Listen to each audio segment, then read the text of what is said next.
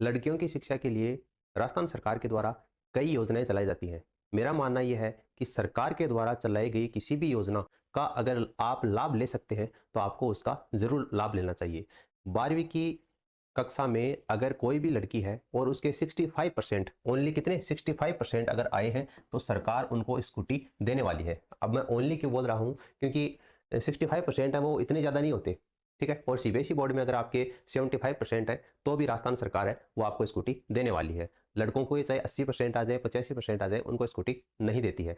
तो ये जो योजना है उसकी अगर अपन बात करें, कालीबाई भील मेधावी छात्रा स्कूटी योजना। अब ये कालीबाई का जो संबंध है वो डूंगरपुर से था, क्योंकि डूंगरपुर में रास्तापाल कांड में कालीबाई है वो शहीद हुई थी। तो आप ये सोचेंगे कि केवल डूंगरपुर वाली महिलाओं को लड़कियों को मिलता है, तो ऐसा नहीं है।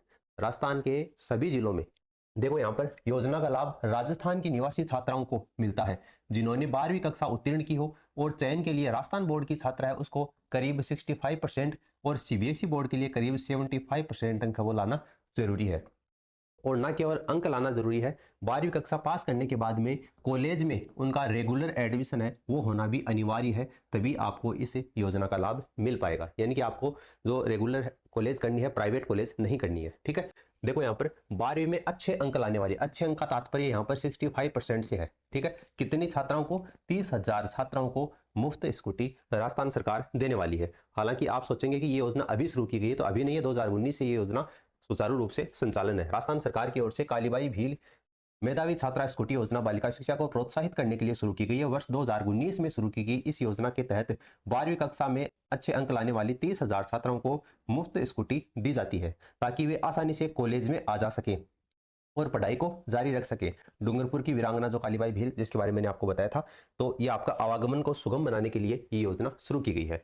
अब योजना के अंतर्गत आपको क्या क्या मिलेगा? तो देखो, योजना के तहत छात्रा को फ्री स्कूटी दी जाती है। ऐसा नहीं है कि छात्रा के जो परिवारजन है, उनके पिताजी हैं, माताजी हैं, भाई हैं, बहन है, उनके नाम से स्कूटी वितरित नहीं होती है। छात्रा के खुद के नाम से स्कूटी वितरित होती है। इसलिए छात्रा को अपने जो रिकॉर्ड है, उनके परसेंटेज है, उनकी मार्कशीट है, वो डॉक्यूमेंट्स लेकर जाने होते हैं।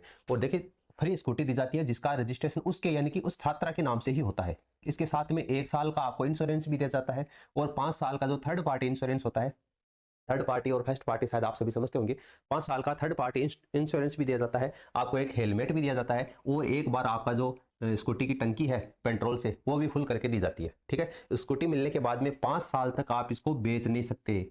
ऐसा नहीं है कि स्कूटी ले आए और दूसरे दिन किसी को बेच दिया, क्योंकि आपके तो फ्री पॉकेट में आई है, तो आपको यहाँ से 10 या 15,000 रुपए देने वाला अगर हर कोई मिल जाता है तो उनको बेचते। ऐसा नहीं है, 5 साल तक आपको स्कूटी है वो आप बेच नहीं सकते। अब आवेदन कैसे करना है? तो छात्राओं को ऑनलाइन आवेदन करना होता है। इसके लिए शिक्षा या अल्पसंख्यक विभाग की जो वेबसाइट है वहां पर फॉर्म भर के आपके जो जरूरी दस्तावेज है वो आपको अपलोड करने होते हैं। अगर आपको आवेदन कैसे करना है ये भी जानना है तो आप मुझे बता देना, मैं ऑनलाइन आवेदन करके आपको बता दूंगा, ठीक है। तो ये बालिकाओं के लिए काफ़ी एक महत्वपूर्ण योजना है। मैंने सोचा आप सभी को जानना जरूरी है, क्योंकि बहुत सी ऐसी बालिकाएं हैं जिनकी 65 से काफ़ी ऊपर परसेंटेज आते हैं, लेकिन वो इस तरीके की योजनाओं से वंचित रह जाती हैं।